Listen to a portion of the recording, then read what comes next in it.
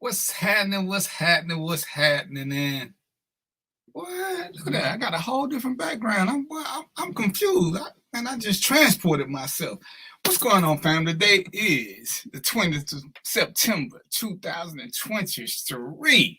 And we over here, we having a good time. I got on my trouble shirt because we're gonna do a show. This show is gonna be about sex and the sexes. Cause hey, oh, I don't know if y'all can. Sorry about that. This is partly me. This is partly some stuff I've been getting. So I just wanna. This is my simp shirt, as the unhappy dudes would say.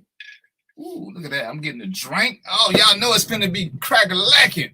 I just want y'all to know what my simp shirt say first, cause hopefully I got two special guests with me. But if not, I know one. They both better be coming. But I want to just let y'all know what my shirt say, because it's gonna be a simp show too. 5 things you should know about my wife. 1, you can't see all. I want y'all to see. She is my queen. 2, she is a bit crazy sometimes and scares me. 3, y'all gonna learn this on the show. She cannot control her mouth. 4, she has anger issues. And 5, mess with her and they will never find your body, players. So I just want to get that out there. Because, see, I ain't one of them dudes who is scared to show love for my wife or be submissive or to promote her over me.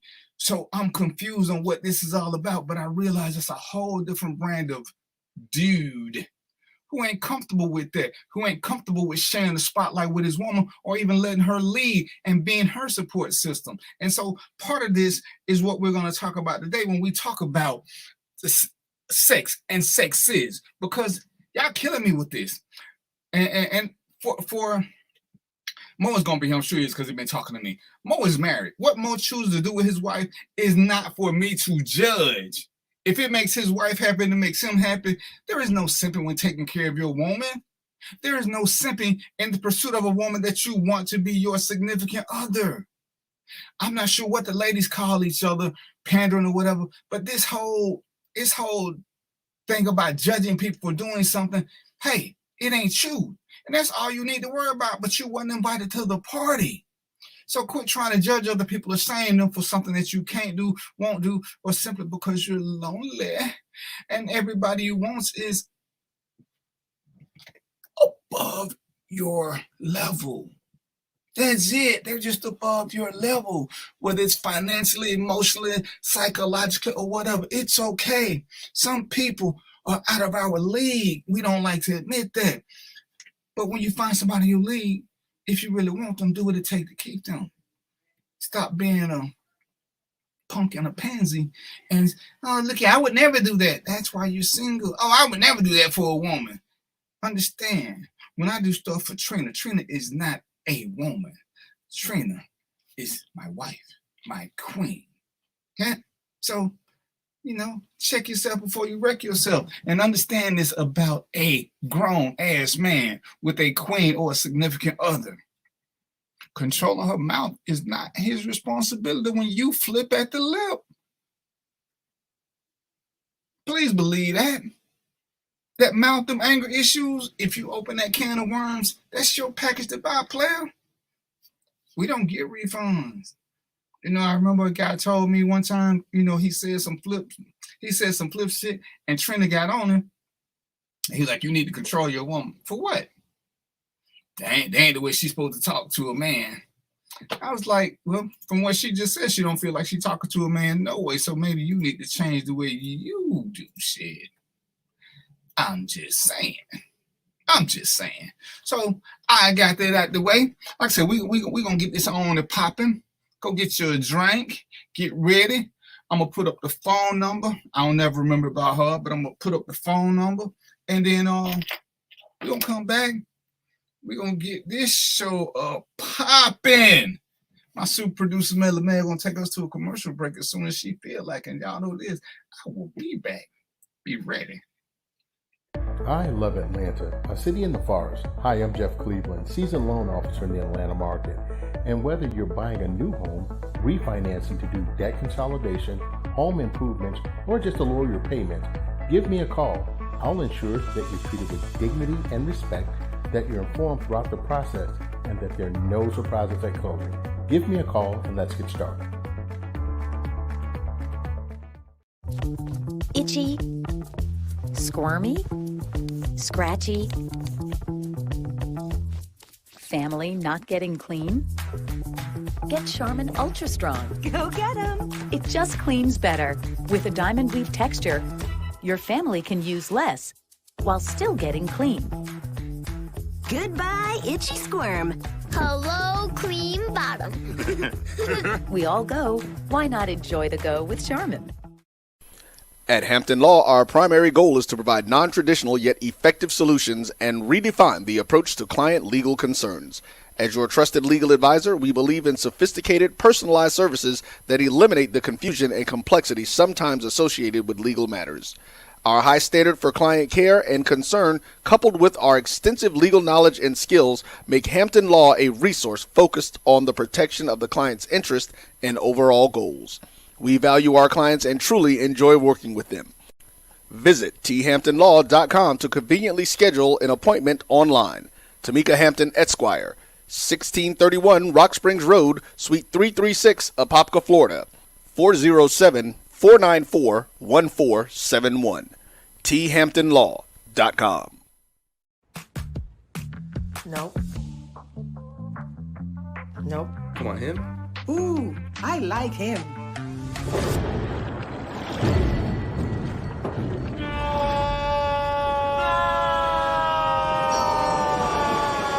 Quick, the quicker picker-upper. Bounty picks up messes quicker, and each sheet is 2 times more absorbent, so you can use less. He's an 8. He's a 9. Bounty, the quicker picker-upper. From novice to aficionado, find yourself here. High quality cigars plus personal customer service. Slow Burn is Waco's only mobile cigar lounge, featuring a meticulous, curated collection of premium cigars. Visit our website, www.slowburnwaco.com. That's www.slowburnwaco.com. Stride K-12 powered schools are ready to put over 20 years of being a leader in online education to work for you. Dive into curriculum design for the online classroom. Team up with state-certified teachers trained in virtual instruction. Take control of your child's education journey. Discover the power of personalized learning with a leader experienced in preparing kids for a future they can be excited about. Take charge. Stride K-12.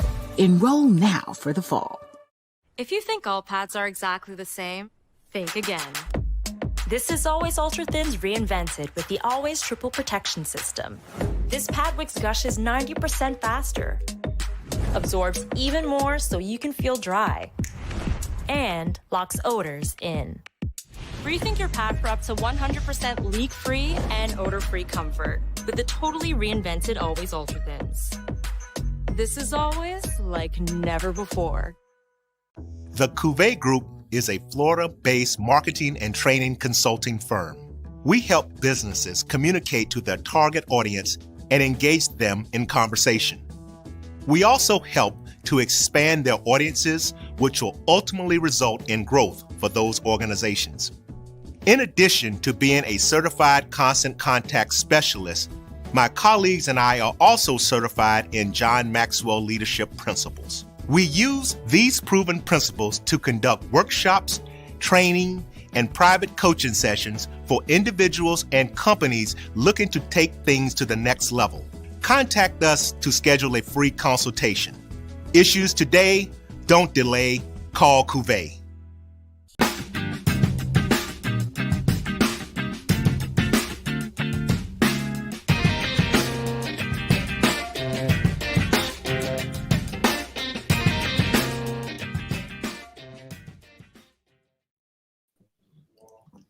What up? What up? What up? What's going on? I got my man Mo in the building. And see, I'm going to just show y'all I'm human. And sometimes I can be petty because that's what we do. But this is where the petty love comes in. And, you know, I got my man, I don't know. We're going to talk about this again. But y'all know my man Mo write books, right? Y'all know this. So I just want to show y'all these because we're gonna talk about these too. We're gonna use these as a couple of topics for conversation. But because I'm petty, you know, and Mo is my guy, I just want y'all to know that Mo sent me 2 copies of his book. I mean, I got both of them. But what I don't have is I don't have no autograph. So I'm just, you know, and I had to bring that up. And you know, I was talking to Trina. I was like, you know, they was talking about how ungrateful some people are. You know, Oprah did you know how Oprah went for, she did a show and she gave everybody a car. But people were complaining about they had to pay taxes on the car. And it was like, you just can't please some people. They're going to always find something wrong. So I was like, so y'all don't think I'm better than nobody. Let me pick at Mo. I got the book. And I look. I don't see nothing. You know what I'm saying? I'm like, damn, it's like, really how we doing this? So I just had to start that out because, hey, Mo, my guy, and I'm reading another book now, but as soon as I finish, Perforated Fiber is gonna be my next one because it just looked interesting. I read a couple things, so I was like, I gotta get to it, but I gotta give him a little hell to start the show because I got it, and I was like, hey, so what's going on, big time? So I gotta respond, man. Look at those came hot off the press, especially printed just for you, my brother. That's why ain't no signature. They went right to you. I didn't even see those books. They went right to you, man. So that's what happened. Now we're gonna have to meet at the airport just so I can get an autograph copy because a book without a signature is just a book. Once it's got a signature and an autograph in there, you can say, I know these people. See, I can say I know these people. They're gonna be like, yeah, whatever. You tell me anything. Ain't no signature, so I'm just saying. And Joe, don't start no shit. I've been waiting on my autograph books from you too, sir. I know you sitting over there in the cut. But Joe, don't act. You said you was gonna send some books. Now we can roll the tape back, sir. Glad to have you with me. I just you know, as always, we're gonna have some fun. We're gonna do some education, but the whole thing is still to inform you. But I just had to do that because, like I said, Mo is my guy. Mo is here, and like I said, I was like, oh yeah. I'm like, hold on, I can't even read the book. Ain't no DVP. I'm like, man, I looked at the introduction. I ain't seen that in the Bible. I'm like, oh man, I'm sad now. I think I'm on strike. So. Well, what you got, bro? Oh man, I appreciate that, man. You know, I put it in the back, man. That way I make sure you finish it. See what I'm saying? So I wasn't supposed to take. No, it ain't back there. It ain't back there. Just go back. Let me go. But yeah, y'all know how it is. You know, this right here, I seen a few things, and I was like, you know what? Let me get the 10 together. So I got Mo, I got Trina. She doing her thing, cause y'all know now. Mo is truly diplomatic, and that's what I like about that brother. You know what I'm saying? He ain't like. Did you see my shirt, Mo? I saw it. Yeah, nice. See, appreciate that. Mo ain't like me and Trina. See, me and Trina we got both number 3. We both have sometimes we can't control our mouth. Mo try to keep us focused. Mo is truly the moderator. I'm just the voice. Mo is the moderator. What's up, Antoinette? So, you know, that's what we doing. So, like I said, this show is about sex and the sexes. Because as I'm watching social media, as I'm engaging in conversations with people, I'm hearing them say some crazy stuff. And they try to make it sound intelligent, but when you listen to them, they actually sound very unintelligent. But as we regurgitate bad information over and over and over, and nobody ever checks us, one of the things that Mo says at the end of a lot of shows is he wished he'd have had some of these conversations earlier. And I think about that a lot when I started doing these, because these are things that if we were being fair and honest and wanted to uplift our people, become better people, some of these conversations we would start having with kids early. We wouldn't wait till we were 40 and 50 to discuss all the things that went wrong that we know that we keep secret. Yeah, it's cool to let the young people learn some things, but young fools become old fools. Old fools become our detriment. At some point, we've got to start sharing this. And somebody said, well, who should I listen to? Should I listen to somebody who's been married for 30 years, or should I listen to somebody who has several divorces? I say, I can't tell you that. Listen to who's giving you the best advice. Being married 30 years or having 5 or 6 divorces, neither one of them solely makes you an expert on anything. But listen to what they're talking about. A man who's been married for 30 years can tell you how he sustained his marriage. He can't tell you about other marriages. A guy who's dated a bunch of women he can tell you about the women he's dated and some of the things he went through. And this is all about adding tools to the tool belt. I give you a perspective. Mo gives you a perspective. Mel will type her thoughts and give you a perspective. Antoinette will, train will. Everybody gives you a different perspective so you can see which one may work for you or see which one, damn, I ain't never think of that. But there is nothing that any of us can tell you that's your hardline go-to move. But the more options you have with decision making, the better decision you can make. This ain't like a restaurant where too many decisions is, you get paralysis through analysis. You're only getting 3 or 4 different things to come about. And that's all we're trying to do here. So as we jump into this whole relationship thing, and I want to start off with insecurities. And Mo brought up something that I'm gonna have to put it in there. But I saw a post that said a man is insecure won't go through a woman's phone. That's a girl move. And I thought about it. And it's like, why is that a girl's move? And the guy, I asked the question, and the guy said, because when a man feels something, he's just gonna leave. That's a damn good point. But your other post before that, you said that men are logical. And he said, we are logical. I said, but you just said if you feel like something's wrong, you're gonna leave. So that's an emotion. That's an emotion. Insecurity is not sexist. And you know what? I can freely admit I have checked phones. Because logically speaking, and Mo, I want you to help me out with this. Logically speaking, if I think something is going on, I don't think anybody in a relationship, and y'all can tell what you feel, hadn't had a moment of insecurity or jealousy, whether it was provoked or just, hey, we're humans. When we care about somebody, jealousy and insecurity can rear their ugly heads at the worst moments, and it has nothing to do with what they did. It's on us. But I checked the phone. Not so much because I didn't trust her. I just had a feeling, and I wanted to verify. I want either confirm or unconfirm it. When I look and I don't see nothing, now I got evidence that what I'm thinking or feeling is wrong. See, that's logic, as opposed to me saying, "Man, I feel like something wrong. I'm just gonna this." And I was like, you don't understand how what you did was purely emotional, but you claim women are emotional. So you would leave a relationship without any facts. When a simple phone check, even though, yeah. It could be this or it could be that. But if the phone is where you choose to go, why not look to her phone? Give me something, Mo. Yeah, no, I don't do that, man. I got traumatized at an early age by my mother, man. You go on her pocketbook, you're getting beat down, man. So listen, that right there set a boundary for me. I do not go in women's private stuff. Obviously I definitely don't do that to men, but I don't go in women's private stuff. And that's just my line, man. I don't do that. Right. And see, he doesn't do it. And I want you to speak. If you felt like your wife was doing something wrong, what would be your verification mode? Oh, we got to talk. We got to have a conversation, man. You know what I'm saying? Right. Even though, and my thing, it would be, I wouldn't approach it in an accusatory tone. It's more of a, my problem. Help me with my problem kind of thing. That way. Because if you come accusatory and you're wrong, that's it. Right. It's over. It's over. And it's like, and I don't care how you do it, but at some point you can't let it be what you feel like, because who amongst us has never been wrong? No matter what we say about our senses, we sense trouble.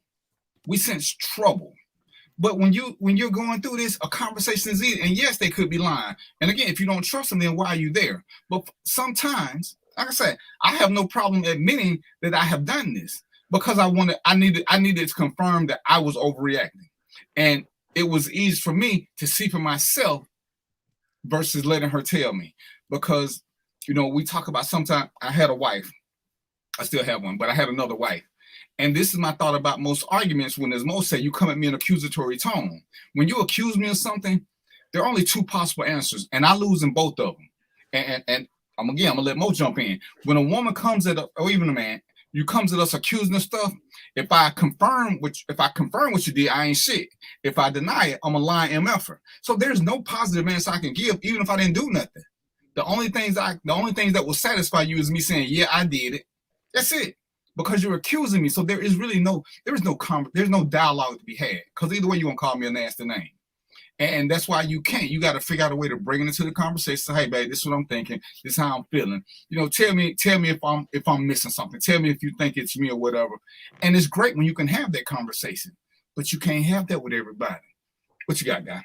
Yeah, no, that's facts right there, man. When you can dispel jealousy, when you can dispel, your mentality that's bugging you about something, when you can have those conversations, man, that's half the battle in this relationship thing. You know what I mean? You need to really have a system. You need a system, man, so y'all can talk to each other and be able to resolve any issue. Whether it's coming from her, right, whether it's coming from you.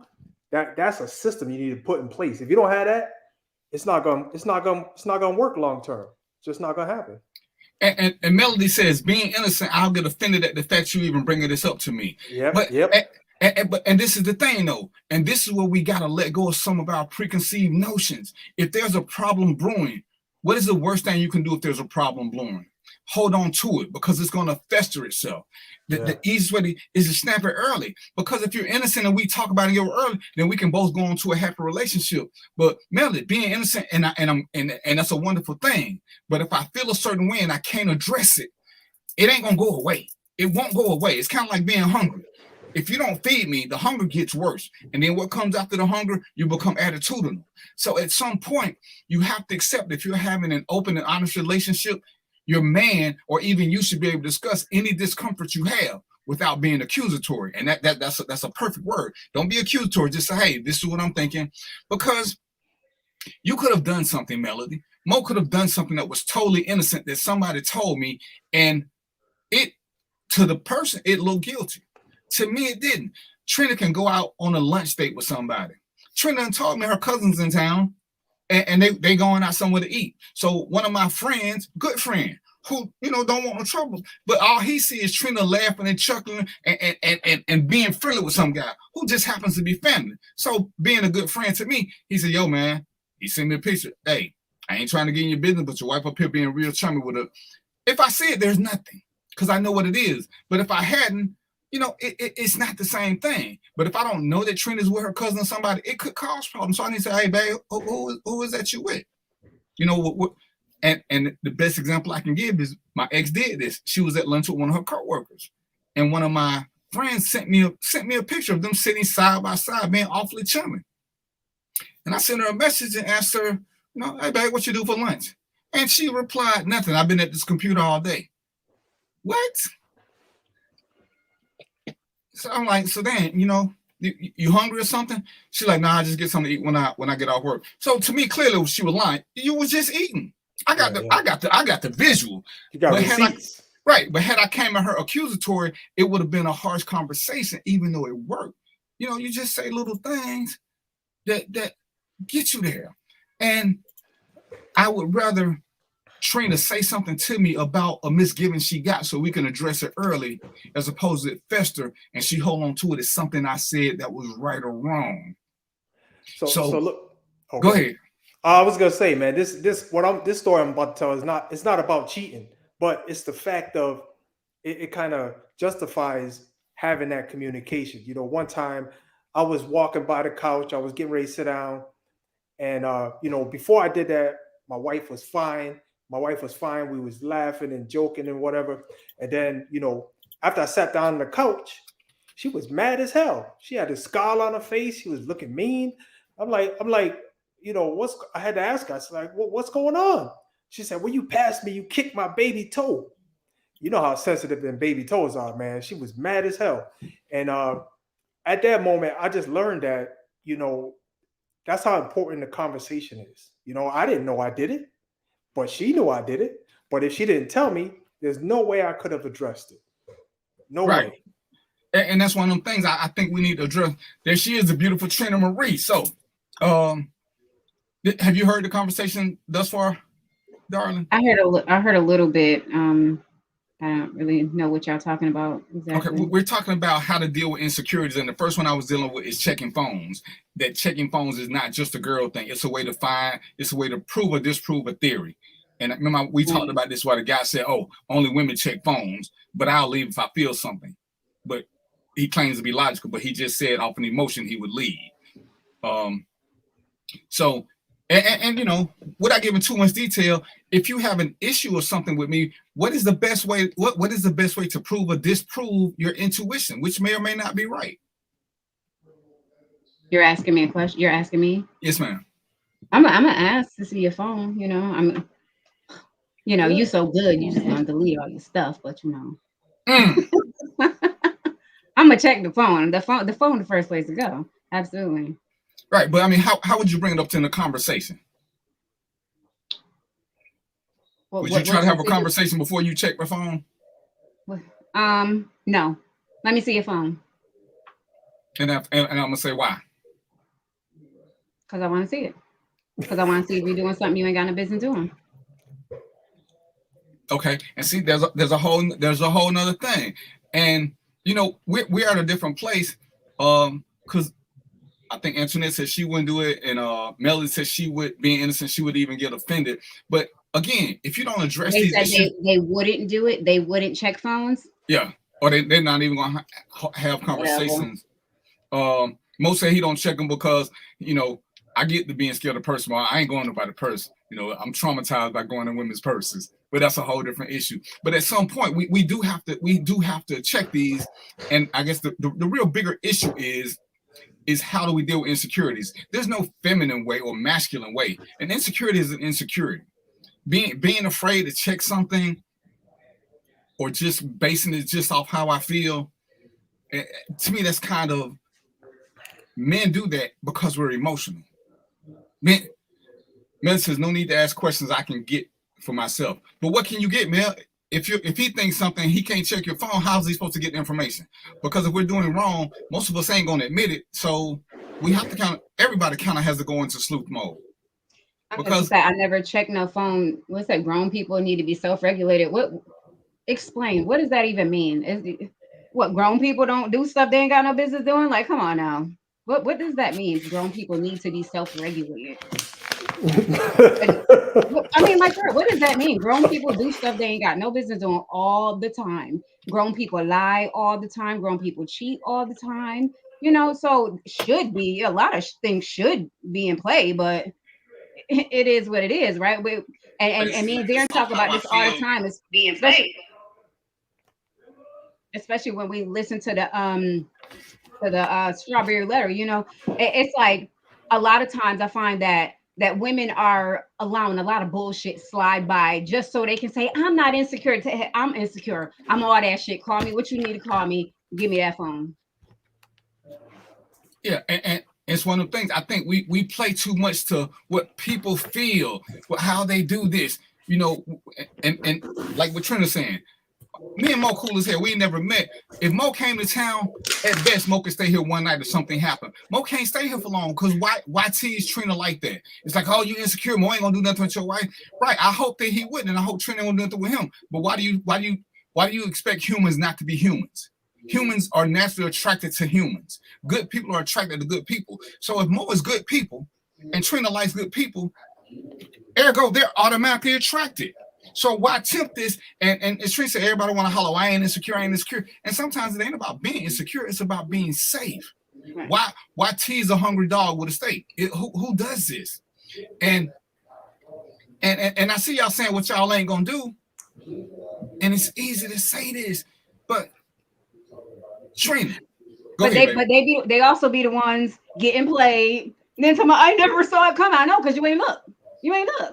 You was afraid to look because grown people should be self-regulated. Okay, well, he self-regulated himself, and that's how he chose to regulate himself, like eating all around town on your ass, and you was cool with it because you know, ain't no radars going up or nothing like that. And sometimes radars go up and we wrong. Sometimes we wrong. That's okay. Prove to me that I'm wrong.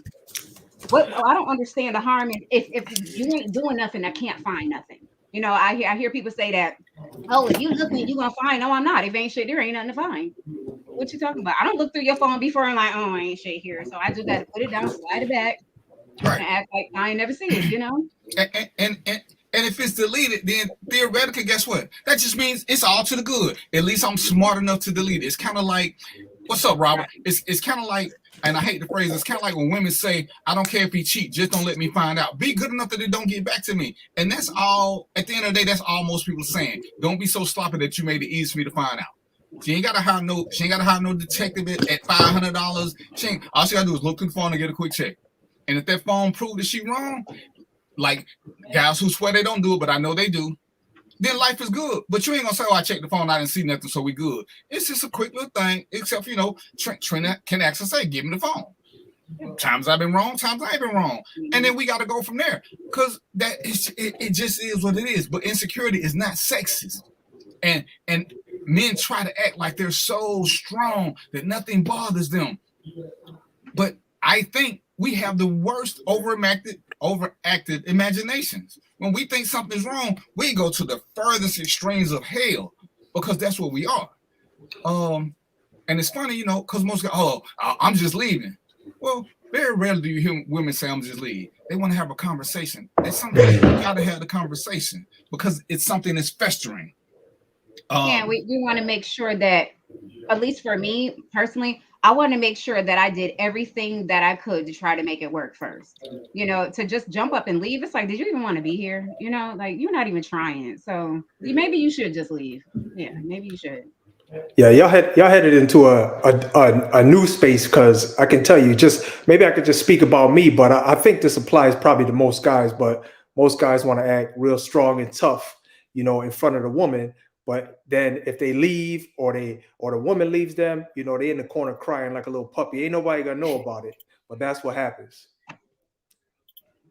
Yeah, and like I said, we just can't get caught up in that. Whatever the problem is, we got to figure out a way to address the insecurity that anybody who says they ain't never been insecure in a relationship, I hear what you're saying. It's kind of like we talked last week when people say, oh, I ain't never argued with so-and-so. Y'all had big spats of disagreement. Whatever word it is y'all use, if you ain't had an insecure moment or a jealous moment, I think that you truly don't love the person. Because I've been in an actual relationship where shit was going wrong. I didn't care because I was not vested in it. I just don't see how you can be with somebody and you never have a tinge of jealousy or insecurity. To me, it doesn't ring true. But I'm gonna hear what y'all saying. If that's what you say, I'm gonna let you have that one. Y'all got anything before we take a break and go to something else? I just add this. Oh, sorry about that. I just add this. There's a spectrum of emotions. So, like you were saying, DVP, you can't love without jealousy, without hate. All of those emotions. There's a spectrum of emotions, and you go through them all. You know what I mean? Right. So don't try to act like I'm this dude that never get mad. That's whack. I've been pissed off as hell, but I still love my wife. I've been mad as hell though. But that's just something you got to learn over time how to deal with. That's something you got to manage. Right. You can't keep living in denial and because again, to me, it's just festering, because it's something that you want to get out, but you just I ain't gonna say nothing. As Trina said, I ain't gonna say nothing. I don't want to appear like I'm insecure or this or that or whatever craziness we come up with. We want to look like we something that we really not, because we're going through hell. We're going through hell. Yeah, and Antoinette says, maybe she old, but the interaction and communication or time lapse tell you when there is an issue. I don't know what you've been through in your life, but it's some good ass players out here. Maybe you don't date no more. I don't know, but it's some good ass players out here where ain't no communication different. Ain't no time lapse. Like, what do you mean time? I'm sorry. I don't mean like picking your message apart, but it's time lapse. Like what? Like y'all not talking? Like, I don't understand what the time lapse mean, but there's some people. Listen, girl, I'm just gonna let that be that. Maybe you old, like you said. Maybe that's what it is. And maybe you just in a different space. As you get older, you care about less. But where we're talking about, like I say, if that's your truth, I'm gonna let you have that. But right. I don't think that's the norm, because at some point when we care, before we go break, I'm gonna stick to this. Everybody who say words don't hurt, I guarantee you, Trina can say something to Mo and Mo not be bothered. If Mo's wife say the same thing, it's going to bother him, because his wife has the ability to hurt him because he's lowered that wall. We can all be hurt simply by words. Only the people that we give that power to. not by just anybody, but if we share that power with somebody because we give them that, they can't hurt us. They can hurt us. So what we're gonna do is we're gonna take a quick break. We're gonna let y'all get y'all some adult beverages. Y'all got the call-in number if y'all want to call and ask specific questions, 678-827-6611. Because we're gonna be here. We're gonna be here. All right, Mel, do what you do. If you think all pads are exactly the same, think again. This is Always Ultra Thins reinvented with the Always Triple Protection System. This pad wicks gushes 90% faster, absorbs even more so you can feel dry, and locks odors in. Rethink your pad for up to 100% leak-free and odor-free comfort with the totally reinvented Always Ultra Thins. This is always like never before. The Cuvée Group is a Florida-based marketing and training consulting firm. We help businesses communicate to their target audience and engage them in conversation. We also help to expand their audiences, which will ultimately result in growth for those organizations. In addition to being a certified constant contact specialist, my colleagues and I are also certified in John Maxwell Leadership Principles. We use these proven principles to conduct workshops, training, and private coaching sessions for individuals and companies looking to take things to the next level. Contact us to schedule a free consultation. Issues today, don't delay, call Cuvée.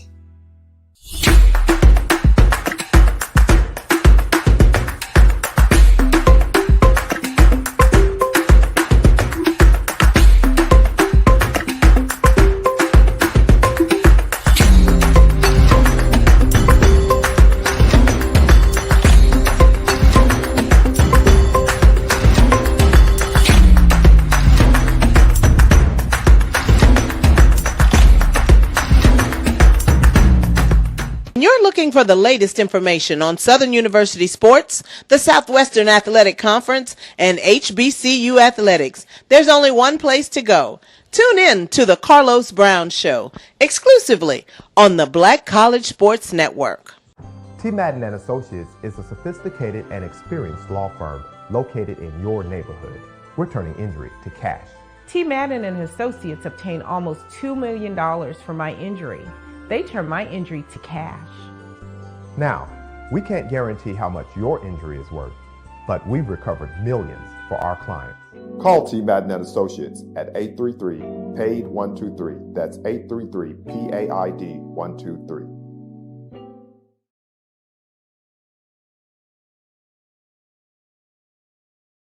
Stride K-12 powered schools are ready to put over 20 years of being a leader in online education to work for you. Dive into curriculum design for the online classroom. Team up with state-certified teachers trained in virtual instruction. Take control of your child's education journey. Discover the power of personalized learning with a leader experienced in preparing kids for a future they can be excited about. Take charge. Stride K-12. Enroll now for the fall.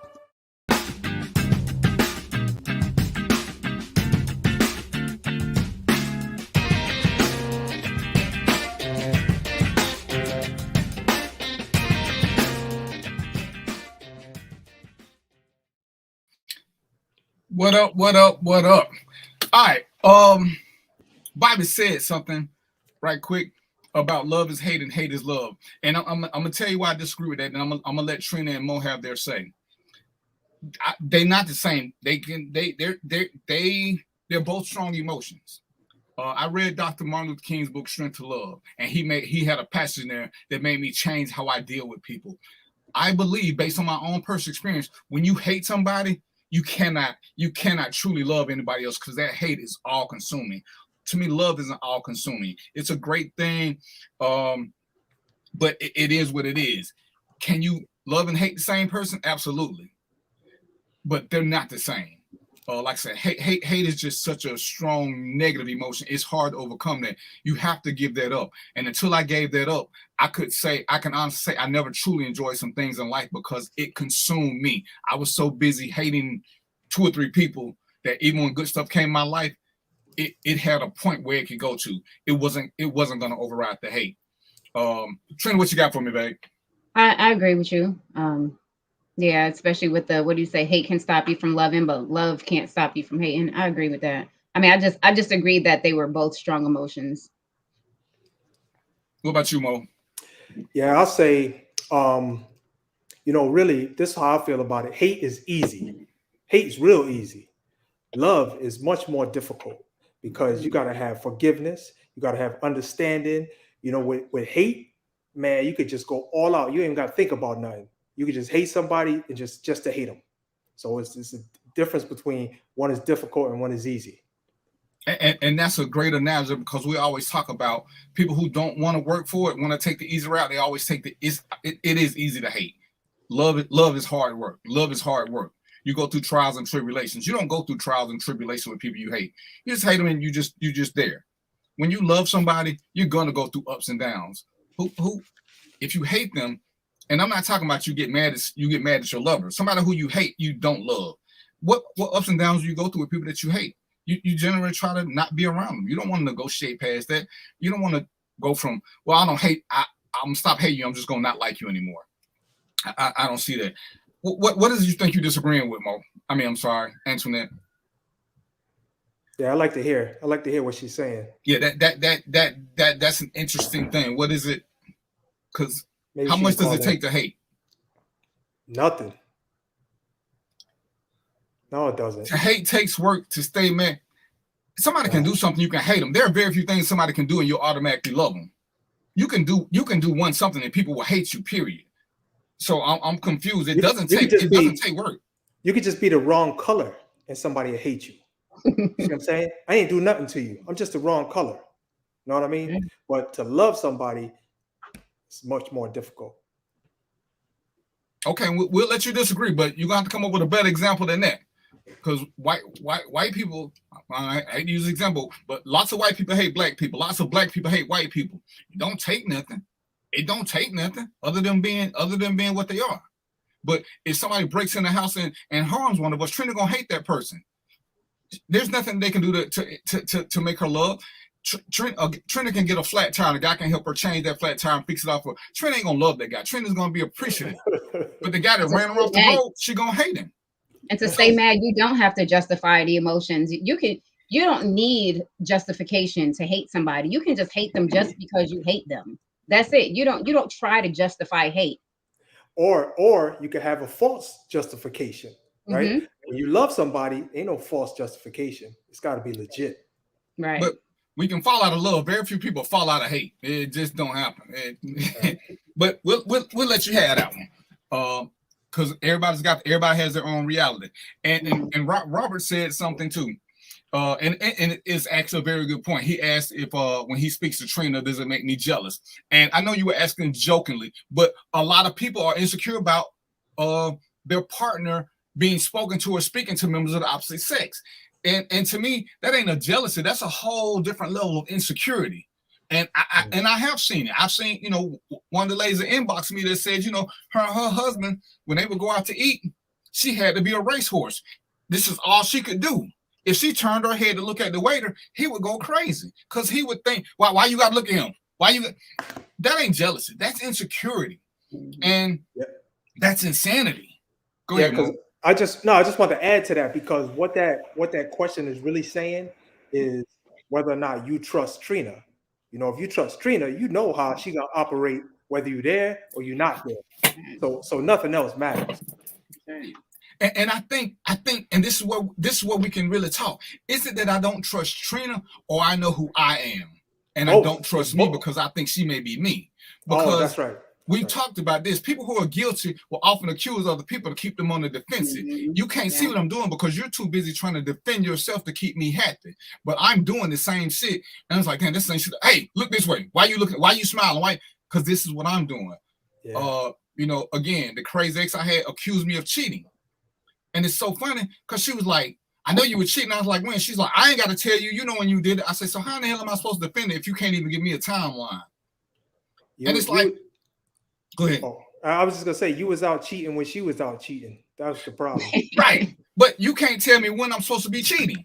But you're studying accusing me for it. And how the hell am I answering the question? What was I doing? Which day was it I was missing so I can answer? And that's when you have to look at the accusatory party. And that's why, as Mel said earlier, sometimes you have to watch out for accusations. There's nothing like a conversation, because it could have been something totally innocent that was misconstrued by a third party. Hence the conversations. And we should all be at a point where we can have conversations. We talk about it a lot on this show, uncomfortable conversations. But after that, move on. If this is who you want to love, you're going to have some uncomfortable conversations. They're going to be there. Those are going to be there. Excuse me.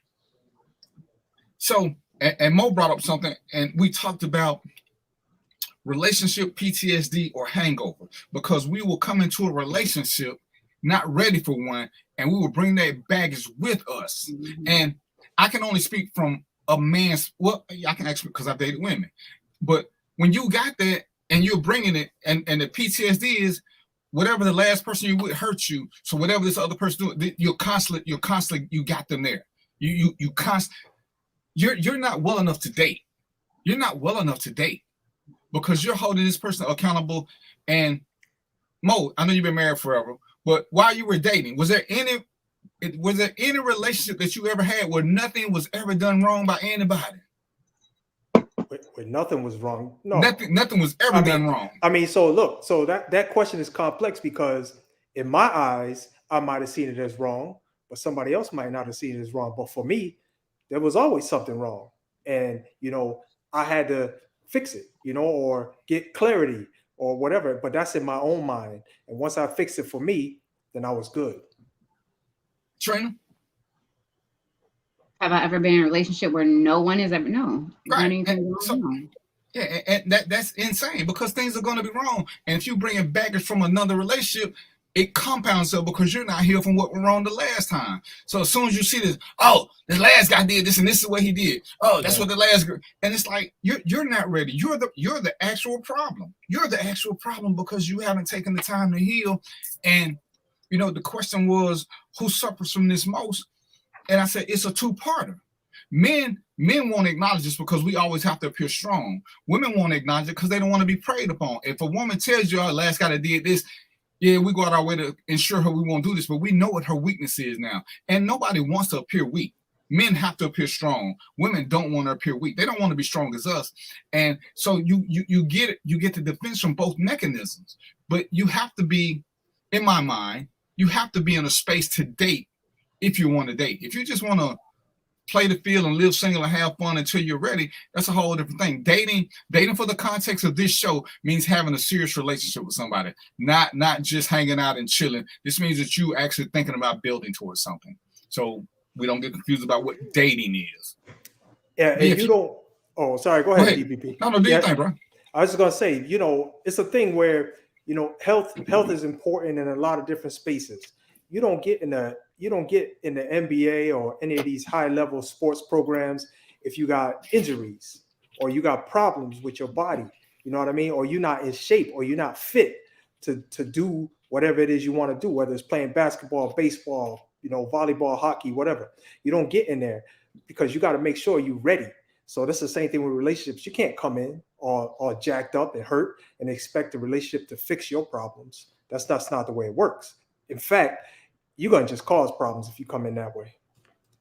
And the sad thing is, like, people don't realize that they're hurt. The people that will just jump into another relationship that's still, trying to heal, they don't know that they're hurt because, for one, they're everything that they're mad at was the other person's fault. They haven't taken the time to take accountability. It's like, okay, maybe they did do something, that was, quote unquote wrong. But by any chance, was there something that you could have done differently that could have changed the outcome? Or maybe it was something you did that caused them to do it in the first place? Or, are you taking accountability for what you did? And that's important. I mean, Mel said, I've been told to tone my smile down, stop smiling so hard. That to me is insane. Why can't you smile? Again, if we're qualifying, I would put that under insecurity. And Trina can explain this best. One of the things I love about Trina, absolutely adore. We can go places. Trina is 103,000% okay with me flirting with our server to get good service. She don't take it personally at all. She ain't never can. Even we had pretty servers. Trina ain't never came with me like, why you smiling at her? Trina appreciates all we get. We get our food a little quicker. We get served a little bit better. Our drinks get poured a whole lot quicker. She don't be like, oh, why you doing all this? To me, that's insanity. But this is where you go through the vetting process and knowing who you are. I've been with women who take my gentlemanly qualities, I guess you could call it flirtatious nature, depending on how you take it, and they use them for good. Other women just thought it was the worst thing ever. I've had to distance that because I can't tone down who I am. Trina knows who I am. This is what we do. Go ahead, babe. And that's the sad thing, because like what you do is not even flirting. I don't see it as flirt. You're a jovial, charismatic kind of guy. So if that's who you are, I have to let you be who you are. You know, I know you said your ex, she looked at it as flirt, but it's not flirting. I've seen you flirt. That's just who you are, your personality, you know. Right, but when you're insecure, it looks like I'm flirting. If you paying attention, I'm not flirting. You know, and I tell people all the time, yeah, I may have friendly banner, but very rarely will you ever see me change give out my name or ask personal information. It's all generic stuff. It's all generic because it's about having a good time. Because you're supposed to be nice to your server. So if we can get something, shit. And this goes to knowing who you are, what you're doing. You can't date people who don't want to let you be you. And a lot of times, I think we I don't want to say dumb ourselves down, but we try to tone down our personality to meet somebody else. And again, you know what happens? That boil becomes a fester because at some point you want to be you, but you know being you is going to cause problems. How do you deal with that? I like this person, but I gotta be here. I can't be me. You can do it for 3 or 4 months. You might even be able to do it for a year, but at some point it's going to come to a boil, and you are going to want to be you. You can't keep being somebody else. That, you know, hell, they don't even want your representative. They want you to be. They want to mold you into what they want. Be pretty, but Trina, you can't smile. You can't do this. You can't do that. You can't do this. So when it's time to order, she got to look at me so I can order for her. Even if she don't want what I'm going to order, she can't order for herself. What you got, Mo? I just want to add this. You know, flirting and being nice is 2 different things. You know what I mean? So you could be nice to the waitress. It don't mean you flirting with her. Right. I mean, I don't know where that come from. That's to the informed person. To the insecure person, there is no difference. To the insecure person, what's the difference between being a Southern gentleman and having chivalrous tendencies than flirting? Right. Oh, why you open the door for that? Oh, you know her? Oh, why you carrying some lady bag? You know, and again I say, you know, Trina told lady to put her bags down. We were going to eat. She said, my husband will get them for you. Yeah. Trina told the lady to sit her back, and you know what she did? She sat the bag down, and she's like, "Wow." Look, man, I'm sorry, I didn't mean to cut you off. You good? I just want to say this.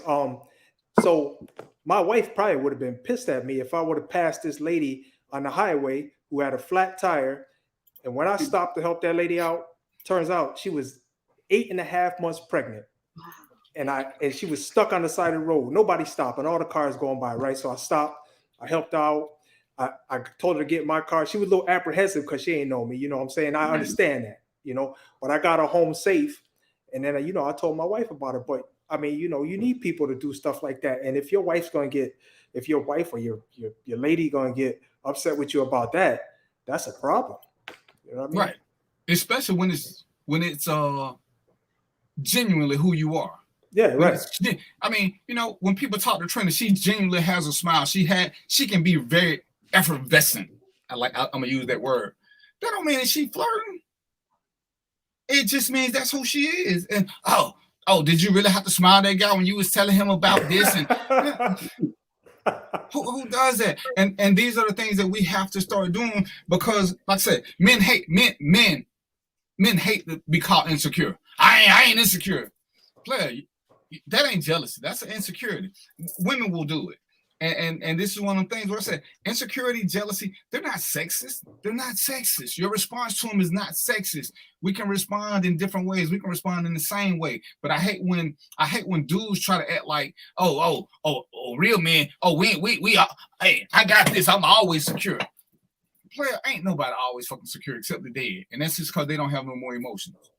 If you like something, if you love something, insecurity, jealousy can rear its ugly head. It's up to you to control it and know when it's personal and not the other person. And that's one of the great things that when me and Trina have uncomfortable conversations, we can get into that and say, you know what, damn, this is just me. It ain't nothing you doing. This is something I got to work past, because it might be some trauma from a past relationship that you just need to work past. This ain't that person. When they do it, it's genuine. This person do it, they did an ulterior motive. Mel says, I was told it's not insecurities, it's boundaries. It depends on what, right? It depends on what you're talking about. You know what?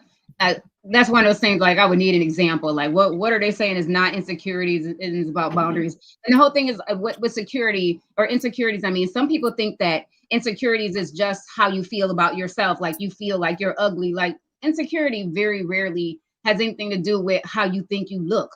You know, do you feel secure in your position as her man? Do you feel like she won't trade you in for a better model? You know, if you feel like, if you have those kind of feelings that they're going to leave you for somebody else for doing something minute, or even maybe something, you know, that you see as big. If you feel like your position is threatened over some little stuff, you're insecure.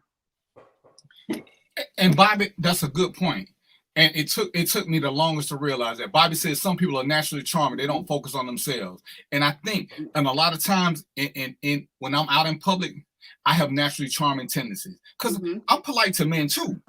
Yep. You know, and Trent, no, I'm horrible at people's name, but I try to ask our servers their name, because it's nice for people to be spoken to in their name instead of saying, hey, you, hey this, hey this. When they hear their name, they treat you a little bit better. That's the only time I'm gonna try to remember names for them 2 hours, is what's our server's name, so I can say, hey Lisa, hey Bobby, can we get this? Because they treat you a little bit better, because you're not treating them like an employee. You're treating them like somebody who cares.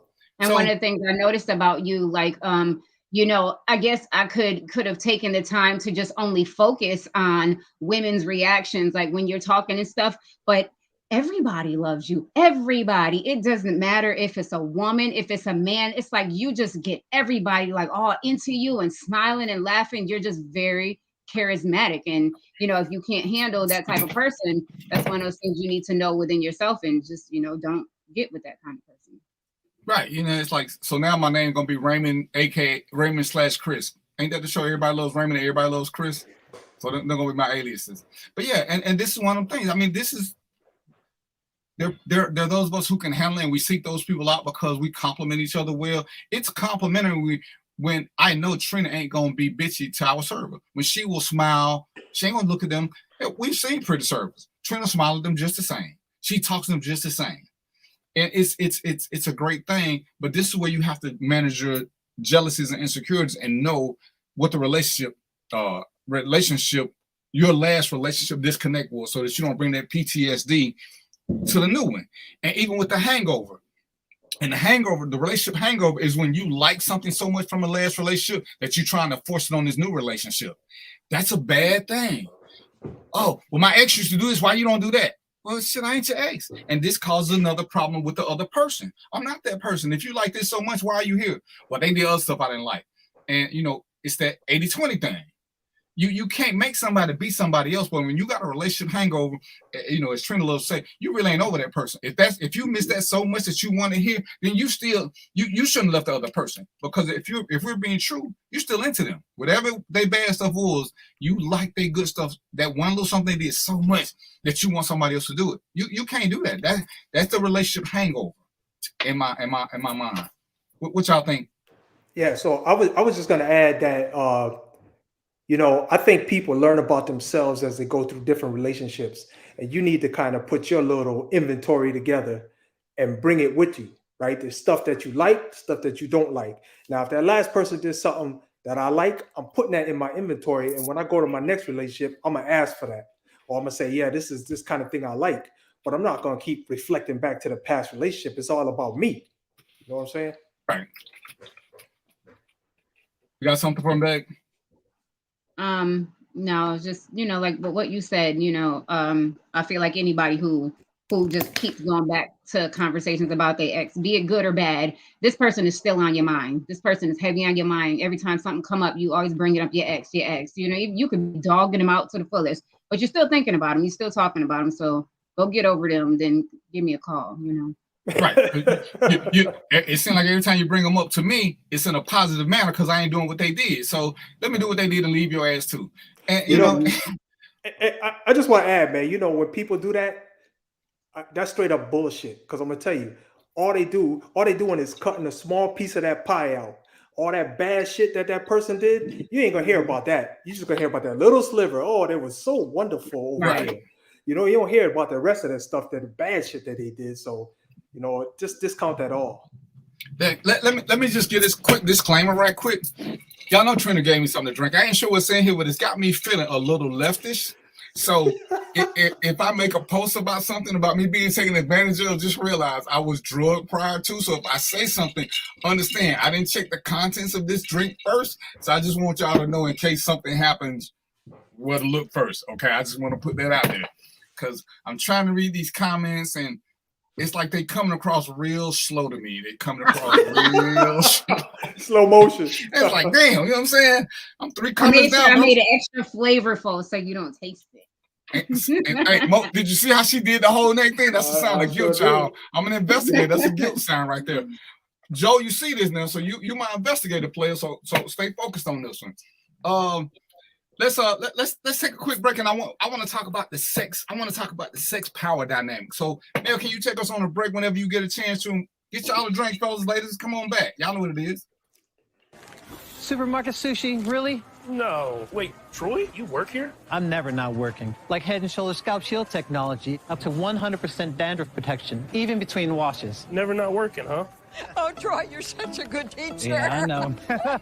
Never not working. Never not working. Never ever not working. Are you serious? Never not working. Dandruff protection that's never not working. Head & Shoulders Scalp Shield technology.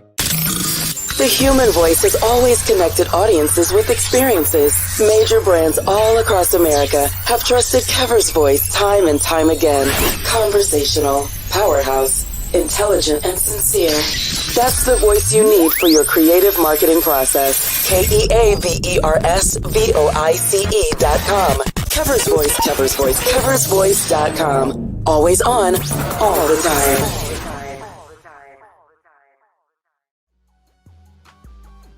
This is the Dean of the College of HBCU Sports, Kenyatta Cavill of Dr. Cavill's Inside the HBCU Sports Lab with Mike Washington and Charles Bishop.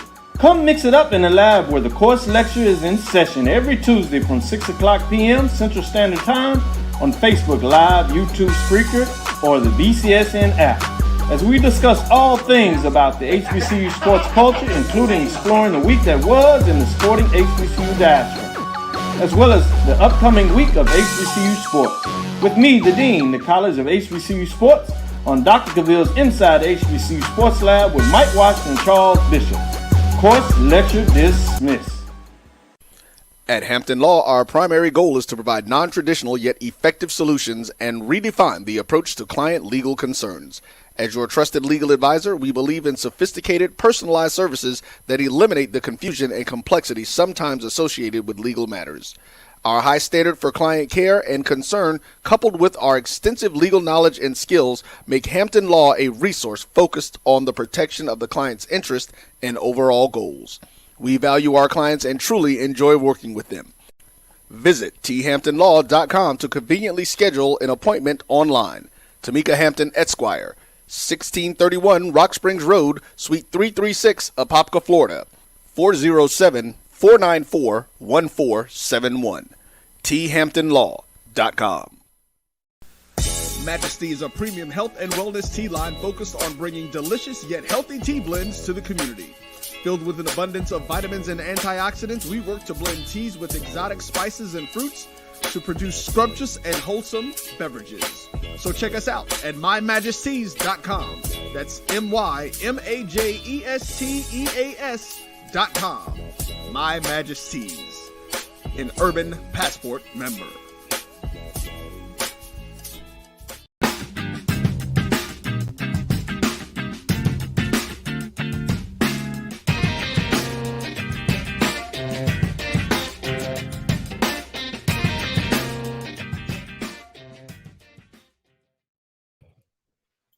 All right, we are back, and I'm still leaning just a little bit. I don't know what she did to me. So, Mo, call a brother. You know what I'm saying? Check on me. You know, just whatever it is, it's got to be. Joe, check on the brother. That's all I can say. All right. So, as we talk relationships and sex and the sex is, because I don't think that people understand. At the end of the day, we're all humans. Our basic needs are all the same. There's really nothing different about us other than this damn Y chromosome. And when insecurity rears its ugly head, guys love to say certain things. I don't know what the word women use, but as we talk initially about the whole simp thing, because I don't know what women call. Trent, is there a word for what women call women who do things for their husband or significant other or guy that they're wooing? If there is, I haven't heard it. Not for their actual partner. No. Okay, think about it for a minute. But as me and Mo get called simps for doing things for our wife, and it's always funny to me when dudes want to say, "Oh, you simp, I would never do this." And I'm like, "Oh, damn, you single. Oh, damn, you single." What is your baseline insecurity based off of? Is it because I'm doing something for my wife and you don't want to do this? And that's okay. Don't do it for whoever you don't want to do it for. As I start off saying, what Mo does for his wife has no bearing on me and Trina. Why do I feel to judge how well he treats his wife or even how bad he treats his wife? If that's their dynamic, it works for them. It doesn't have to work for me and Trina. But I see so many guys want to say, "Oh, I would never do this." And, of course, it's easy to always talk about Russell and Sierra because dudes have a great opinion about, "Oh, Sierra's only with him because of..." Well, nothing matters once you say Sierra is with him. Nothing else matters. Doesn't matter. Your reason as to what you think doesn't matter. When people say, "Oh, Trina with you because why Trina with that old man? It must be this, it must be that." Well, nobody really cares about your perception. The only thing that matters is that me and Trina okay with wherever she with me. If Trina is with me for my money and I'm okay with that, that's not simping. That's what we agreed to in our relationship dynamic. So it's always funny how when I see other people doing this, they know so much about why somebody else is together. Why? Oh, you want to do it because if you don't do this, she ain't gonna stay. Well, again, Mo, if your wife who you love wanted you to do something for her to stay that wasn't outrageous, would you do it? Of course. Not a question. Oh, you a simp. Tell her no. Tell her no. Tell her you ain't finna do that shit. Oh, and it's like every time I hear that, it's like y'all are funny as hell to me. Trina can't do something like that. And I haven't seen women attack each other on this level. They do it they do it more with body shaming and stuff, but they don't attack each other for doing stuff for their partner. At least I ain't seen it yet. But I always see guys trying to shame other guys for doing. Man, you crazy as hell. I ain't doing all. Damn, you single. Damn, you single. And miserable. Misery loves company. So you got to be miserable right along with them. Right. What were you finna say, Mo? I was just gonna say, or if you're not single, you're not treating the woman you with correctly. Right. And I told somebody, I said, dudes do this because one, they dating out of their league, so they want somebody else to be unhappy too. Because you're dating out of your league. Because everybody, ain't nobody out my league. Yeah, dude, whether it's financially, mentally, whatever it is, there are people who are out of our league. And a lot of times, these guys, from what I see, because I start looking at them, they're trying to date out of their league. And if a guy, and I'm just gonna use Trina because she's my wife, she ain't insecure. If a guy's in Trina inbox threatening to, I can do more for you than your man doing. I make $600,000 a year. I can do this. I can do that. I can do this. Yada yada yada. And Trina is dismissing them because whatever. Oh, now I'm a simp. Oh, what you doing, dude? She just don't like you. But it's like they can't accept that. They can't accept that. Not Trina names, but I'm doing this. Well, sometimes it sucks, but sometimes people just like people.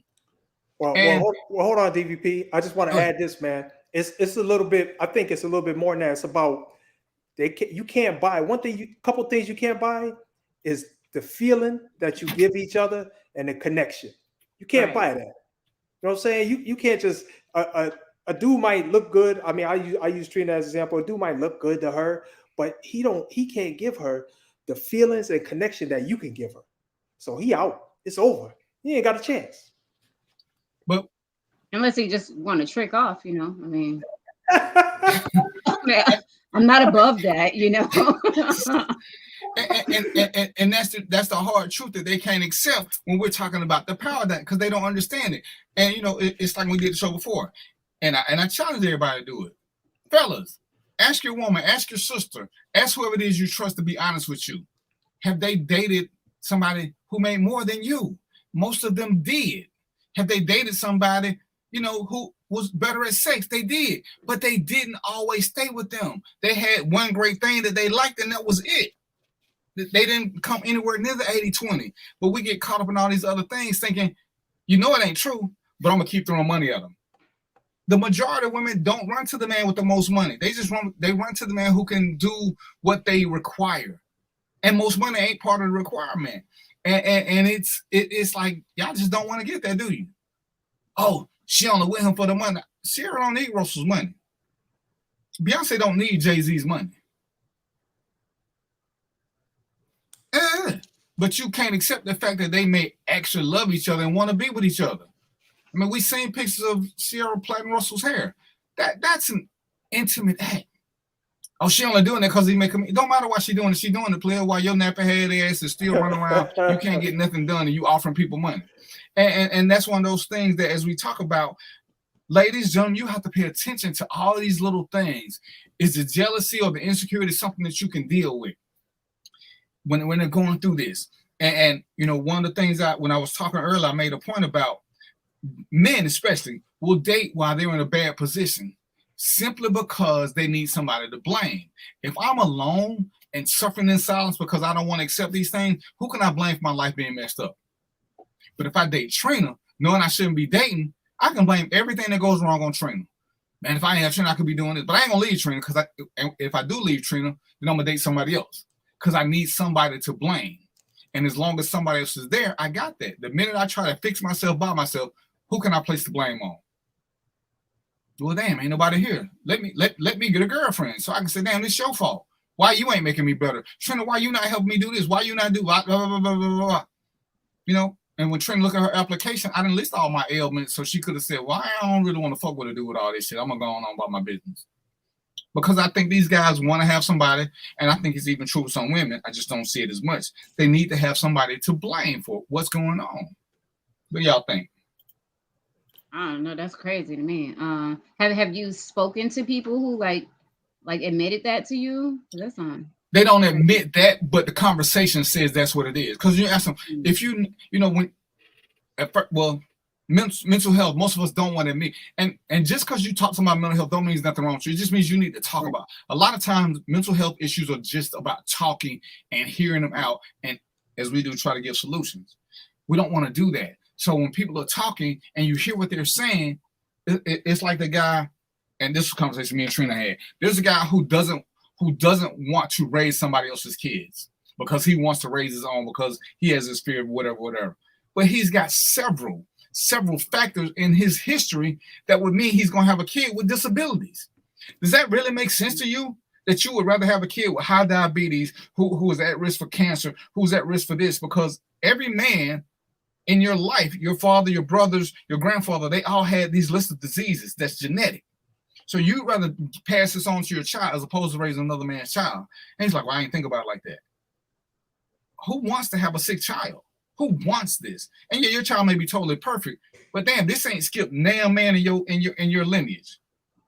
And this, you'd rather do that. You'd rather have your own child and let him suffer than deal with another man's child. And sometimes you have to say stuff back to people to get them to understand what they just said to you. So then when you say it back, you say things back to them, they understand. And it's like, well, damn, I guess I am being selfish, or I'm being this and I'm being that. Okay, now that you know that, what are you going to do? And as Mo said earlier, it's put in the work now. Who wants to put in the work? Most of us don't even want to work alone. Well, let me find somebody who can help me with this. It ain't Trina's job to help me with my depression. Now that she's here, it's her job to understand it and not make my depression worse. I can tell her certain things, but she's not my therapist. She ain't my punching bag. But these are the things that we have to acknowledge so that we can move forward. Do we ever do that? Does a person ever take accountability? I'm sure ain't the worst person Trina dated. If she ain't gonna say it this show. She's gonna do that when I know. And that's how the fight started. See, that's why she got me drunk, y'all. That's why she got me drunk, so she could So, and there's that. But Y'all got anything before I go to the sex dynamic? Yeah, I just want to say one thing. I hope it's not gonna affect the next idea, but if it does, it's okay.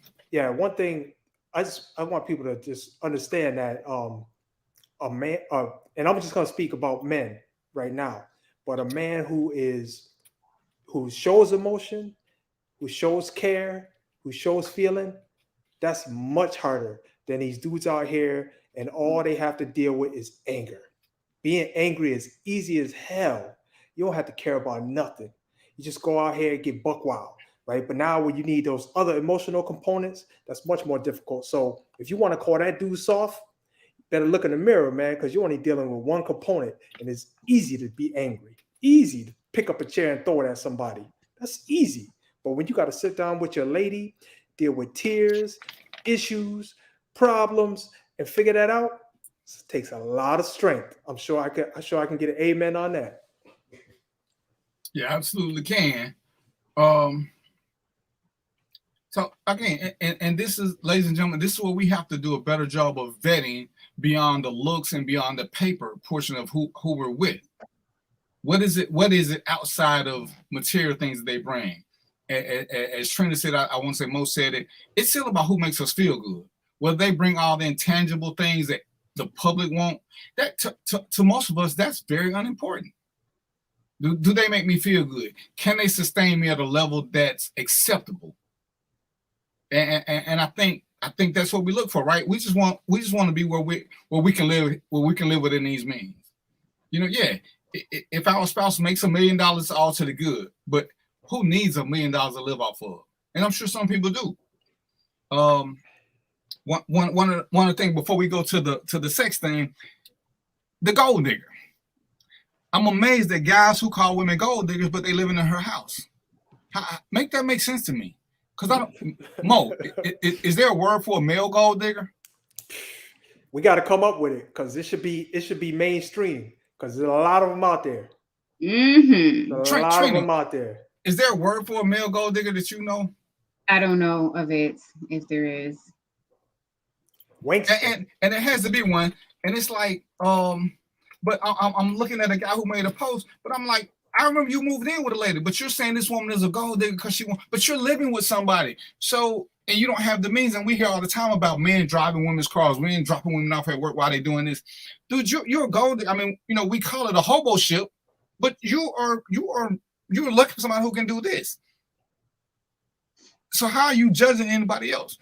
Why wouldn't a woman want a man who makes her feel safe and secure? First and foremost, let's drop love out the picture. Let's just drop love out the picture. As me and Trina discussed this, and we talked about indecent proposal. Why wouldn't a woman want this? And the older they get, is love as important as safety and security. Knowing that you got a place to stay, knowing that everything is taken care of.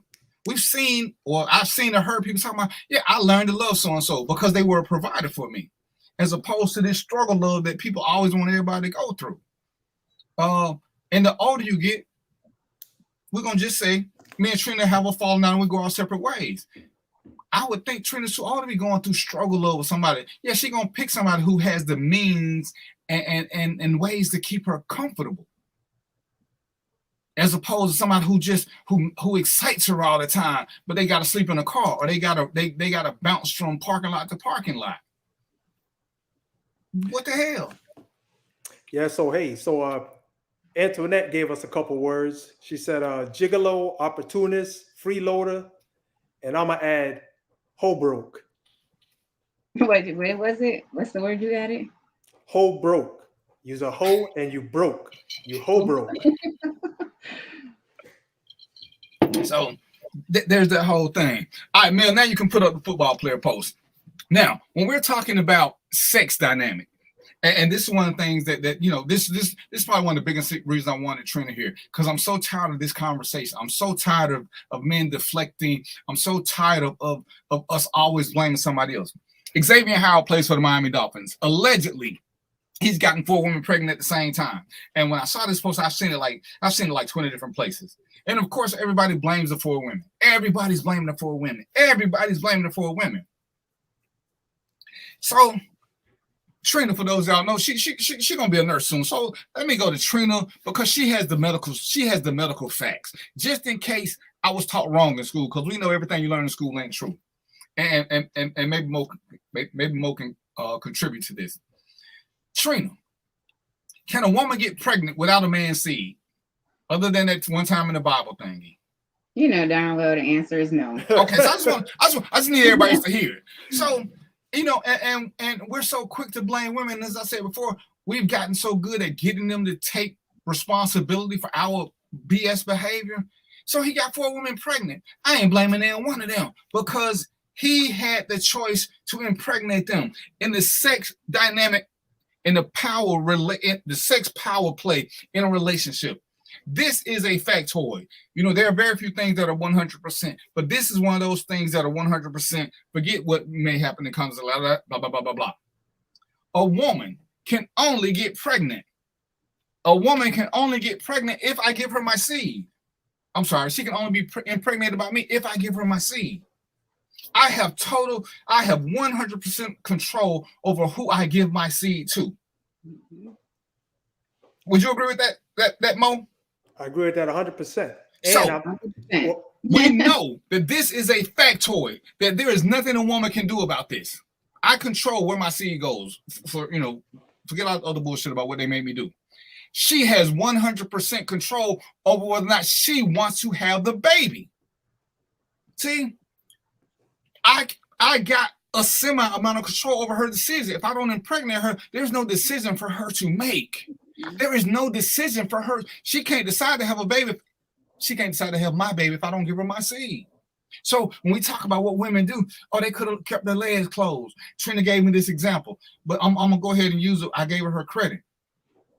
Trina could have sex with a different man every single day. But if they wear condoms, what is going on? Nothing.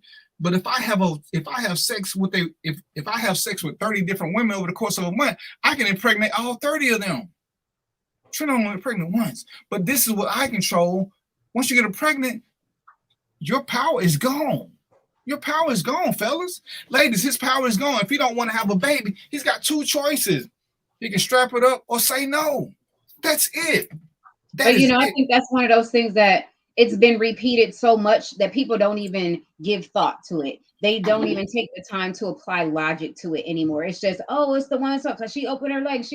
Like you said, I can bust it wide open for every single man on this block every single fertile day of my life. If none of them give me their seed, I will never, ever have a baby. Right. And we can't keep trying to put this on women. We can't keep trying to put this on women. We talked about Nick Cannon. It makes more sense logically, not emotionally, if a woman is gonna get pregnant by somebody who can afford to pay the price, as opposed to this hobo shit where it's dumb. It's just utterly dumb in hindsight at 58 for a woman to get pregnant by a broke dude. I don't give a fuck how much he loves you. He can't support shit. I can say this at 58, but we want to convince these women that they should love us for who we are. We can do better, yada yada yada. All this shit sounds cute. If a woman is going to do something, she should do it also with intent. Get pregnant by a man of means.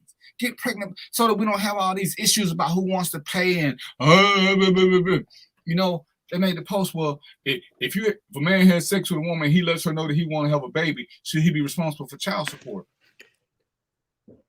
So DVP, let me just jump in here, man. Because, I just want to add this because I want to throw this in part of the conversation because we talk about Nick Cannon and we talk about, he got the means and all this and that, but the component that's missing is if you got a high number of kids, I don't know how many you got, 10, 12, whatever it is.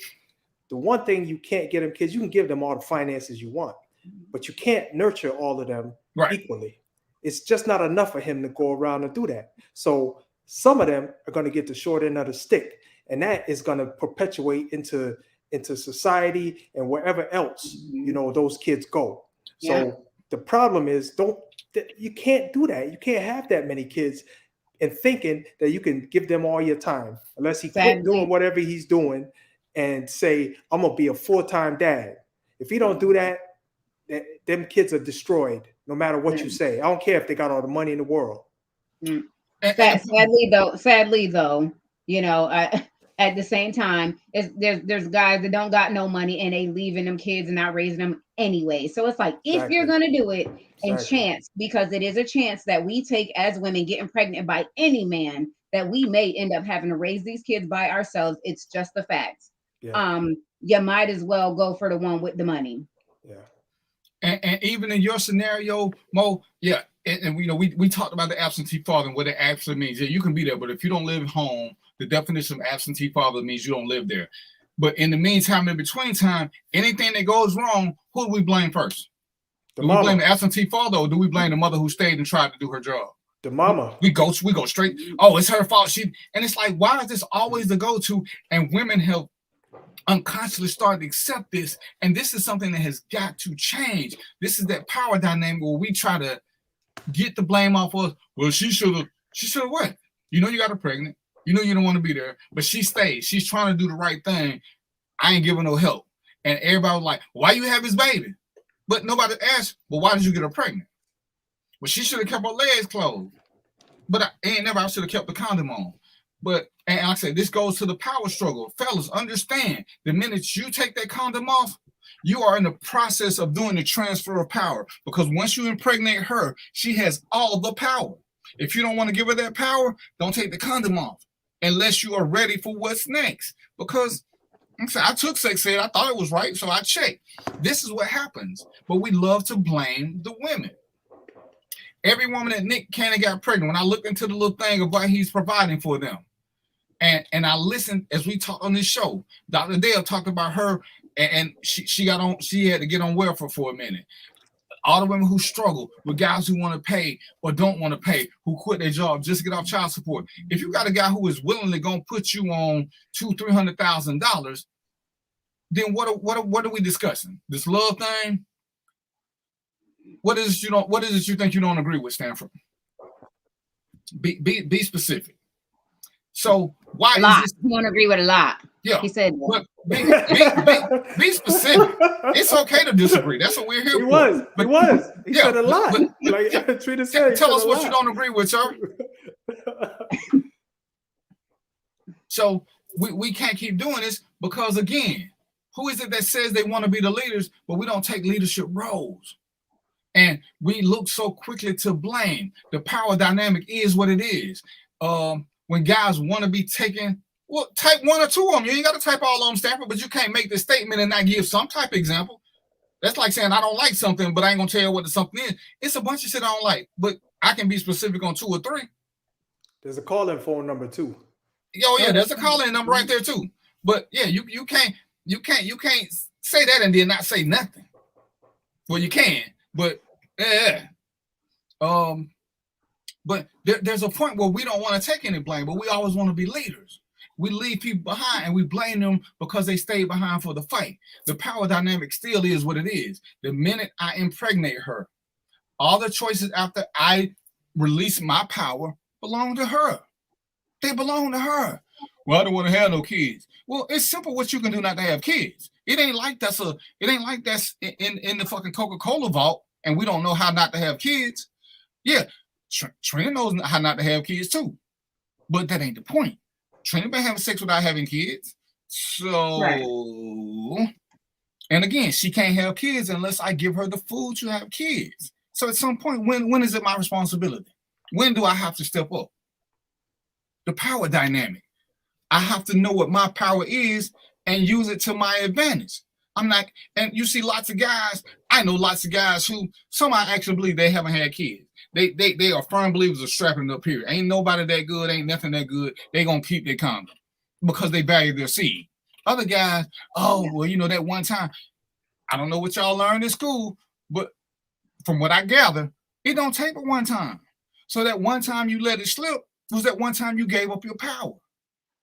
And it's not her fault that you gave up your power. Chances are she trusted you to do the right thing because she figured you knew what you was doing. So what is it we're arguing about that we don't want to take any accountability and responsibility for? This is, I can't call it jealousy. I can't call it insecurity. This is just a lack of accountability and responsibility. That's all. No more, no less. That's what it is. You know, the people who don't agree got 51 different scenarios and situations of how she got pregnant and it wasn't his fault. So, you know. Who has the keys to sex? The two participants, Stanford. The one man, the man. We're gonna say this is two, a man and a woman. The man controls whether or not she gets pregnant. That is 100% on him. He controls that. If he keeps his seed in that little package, she can't get pregnant. Stop, Darren, stop. That's not what he's asking you. Okay. He asked who has the keys to sex. He's asking who says yes to sex, and then it happens, which is the craziest shit, I swear. So you mean to tell me, I think you're a good-looking dude, Stanford. You're pretty good-looking. Ain't no chick that you ain't never been attracted to want to have sex with you, and you said no.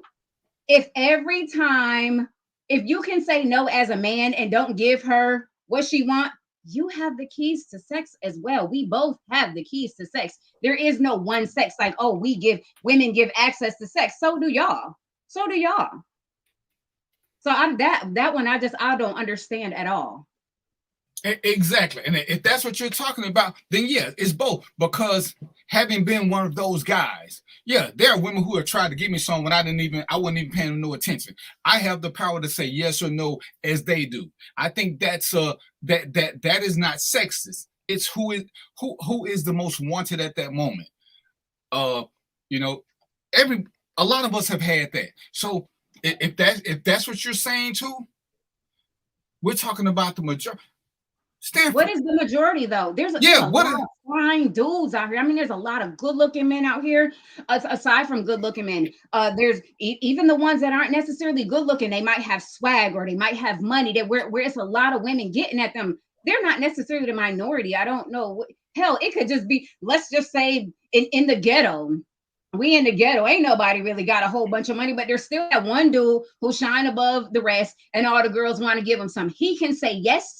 Or he can say no. Y'all have the ability and the power, the opportunity to say yes and no, just like us. We ain't out here raping y'all.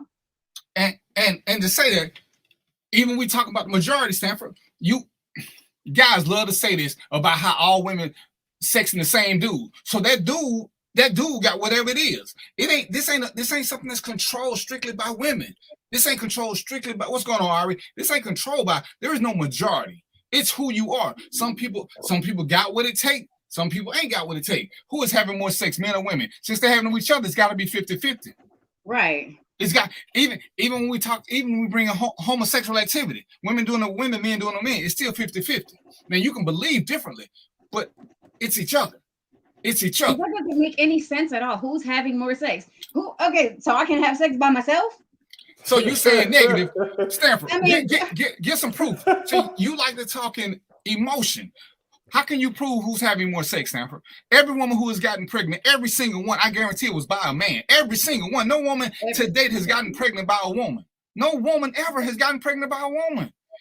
Every man who's gotten somebody pregnant, it was a woman he got pregnant. To date, no man has got another man pregnant. So what is it you saying negative about who's having more sex? Who? Because what's your database? No, not we saying triggered, Stanford. You're the one who posting stuff. You're triggered because you don't agree with something, but you can't tell us what we agree. You asked a question. No, Stanford. You made a statement. See? All right, get off it, babe. So I'm gonna go on because you didn't. You asked the question, we answered. Yeah. So go ahead. And I just want to add this. So this conversation is really interesting, and it got me thinking about.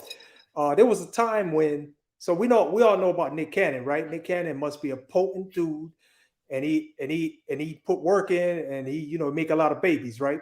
So I was sitting here just thinking, how come Mariah Carey didn't get pregnant? I was just thinking about that. Yeah, the twins. Oh, she got the twins from him? Yeah. From him? Mm-hmm. Oh, okay. She was the first one. She was the first one to have his babies. Okay, so that's all she got, though, right? She figured it out quick. Yeah, but she was the wife. Yeah, right. That too. Yeah, that too. Yeah. So, yeah, and what we saying is, but go ahead. I mean to interrupt you, man, but you're fine. I think the focus is a little off, man, because I think it's about the kids. All this stuff, if you're a man No, look like out you here, and you out here. Okay. Oh, am I back? Yeah, you back. Okay, I'm just saying if you out here, if you're a man and you out here spreading your seed like it's fall, you know what I mean? You got to take responsibility on that, man. You can't do that. That's just like that should be some humanitarian shit. They need to make a law or something for real.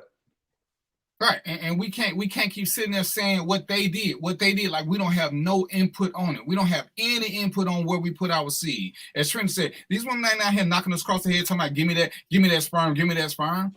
I mean, the next thing you know, we're gonna come up with a conspiracy theory that's what EMTs are doing. We have a wreck. They instead of helping us out, they digging in our scrotum, pulling our sperm out so they can impregnate people as they pulling out melanin. Yeah, make it make sense. And it won't. So I just want to explain how that dynamic works, because everybody seems to want to forget.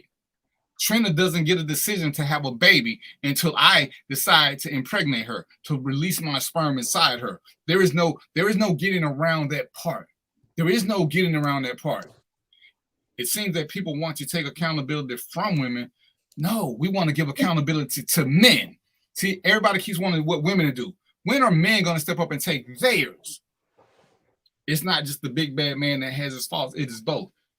Stanford, I'm going to say this and I'm going to be gone. She can't get pregnant unless I give her the seed. Trina can want to have my baby as much as she wants to.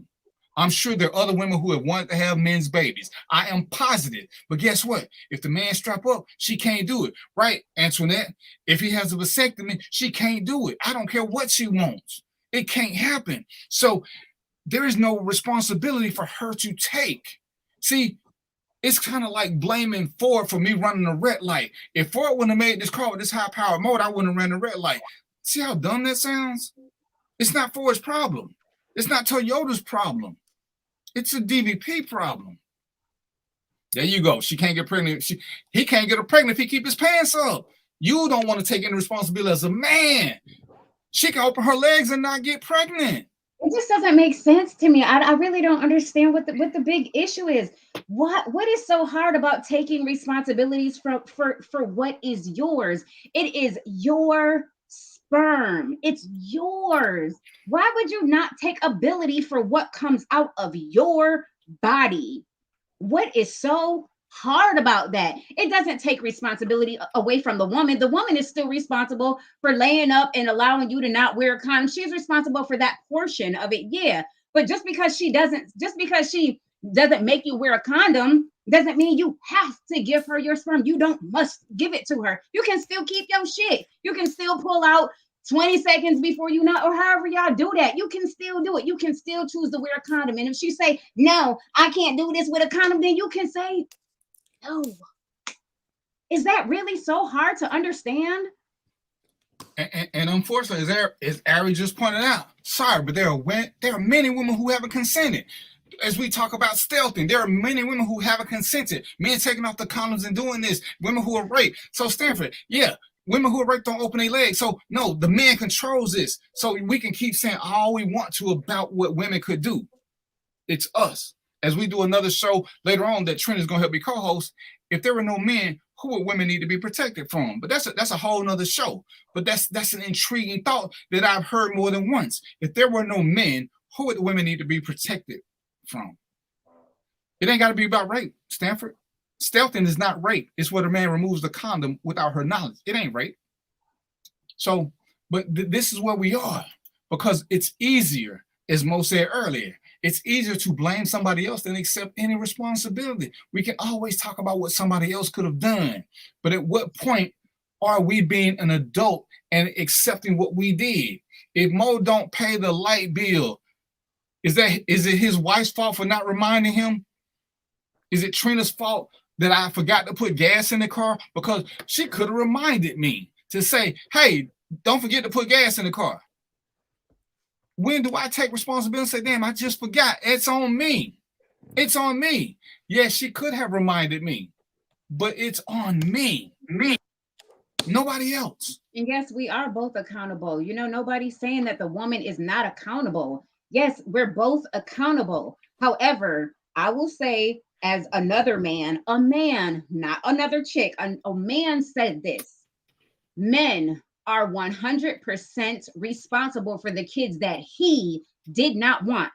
If you can't understand that, it's because you simply don't want to. If you don't want kids, why the freak are you inserting your seed into anybody? You don't want the kids. She can bust it wide open every single day for you on her period and all that with the eggs, just like, hey, if you don't give her them seed, she ain't gonna get pregnant. Therefore, you cannot have the child that you don't want. And it's just that simple. Ain't nobody saying that women ain't responsible for some things. Women are totally responsible for their decision to have the baby. If a woman chooses to have a baby by a deadbeat guy, that is her decision and hers alone. That's her decision to struggle. Then we can talk about that. It wasn't her decision alone to get pregnant. Everybody is accountable for. When you have power, you have to know where your power exists. I'm a businessman. I can make a schedule. My job is to schedule people to work. You know what their job is? To go to work. If they don't come to work, that's not why I fail. I scheduled them. That was my responsibility. That was mine. Trina can't say, well, damn, I didn't get no money this week. Trina, you didn't go to work. That's her responsibility to go to work. Everybody has to understand their responsibility. They can't, oh, well, you didn't give me enough hours, so I ain't gonna show up at all. That's not how it goes. So what is it's 7:42. So what we're gonna do now is we're gonna talk about. I got something to go. Not Mel. I'm sorry, Mo. You got any stock tips for me today before we start the outro process? Yeah, just one. I'll tell you this one. So it's September 20th, and if you're not on my stock market basics page, all I want to tell you is, and if you have stock already. What I'm just going to tell you, don't panic, because there's something known as the September effect, and it happens every September predictably.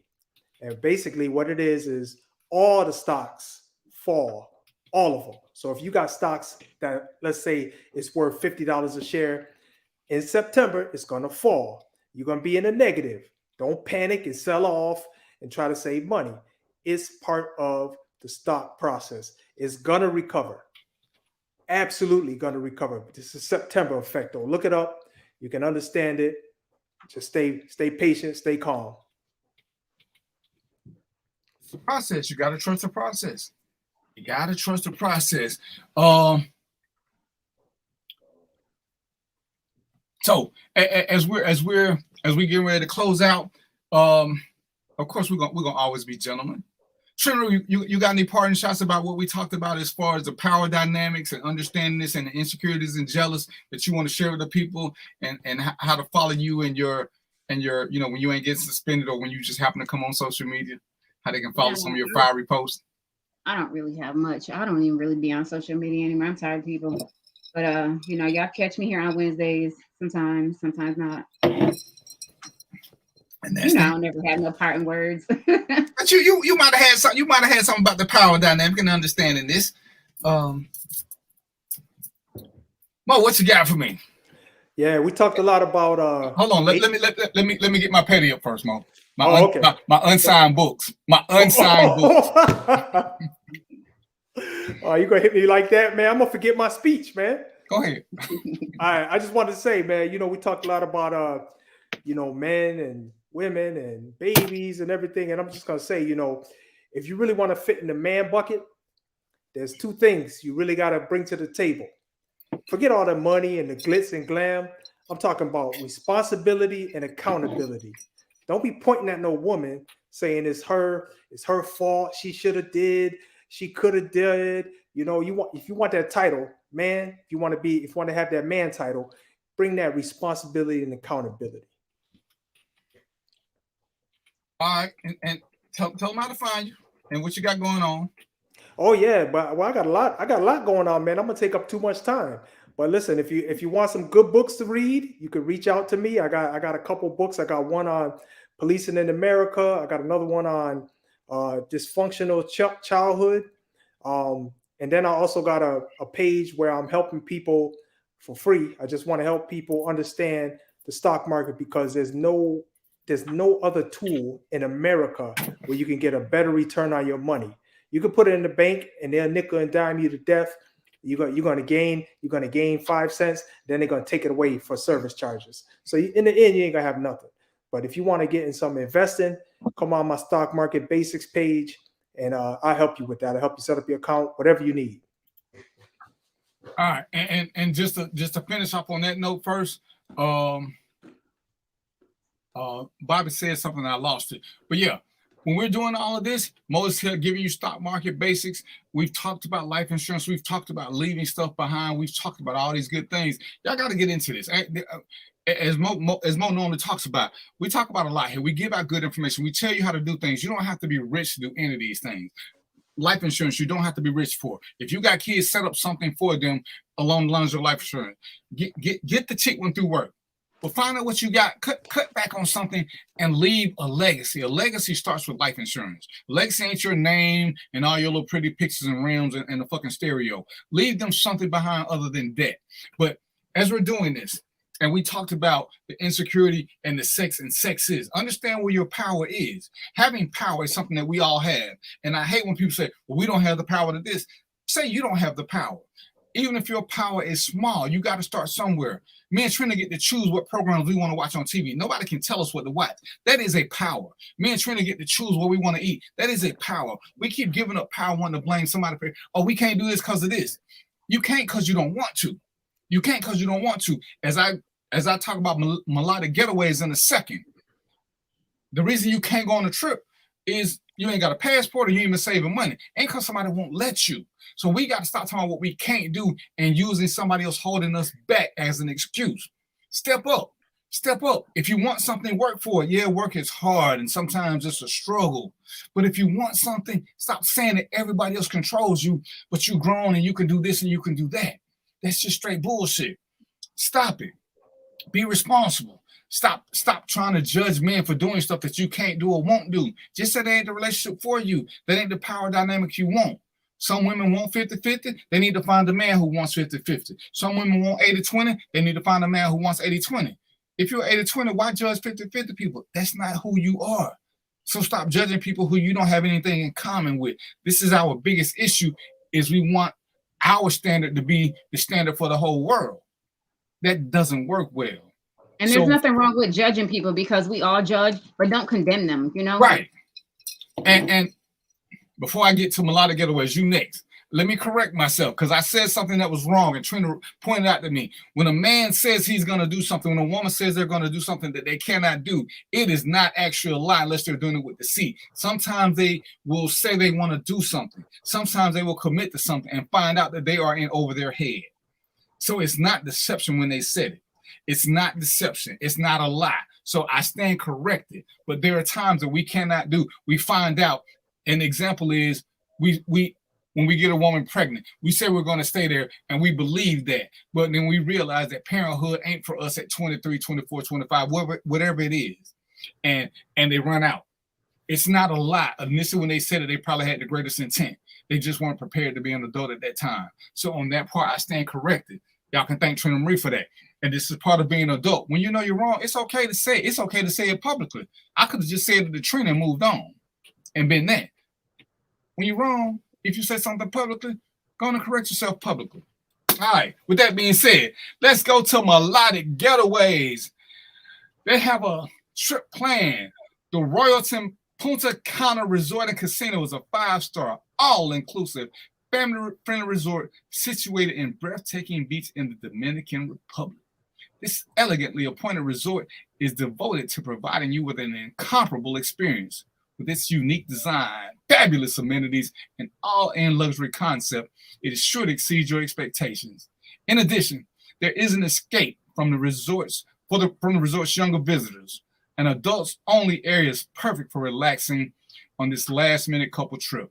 It departs Atlanta October the 15th and returns on the 18th for less than $1,500, people.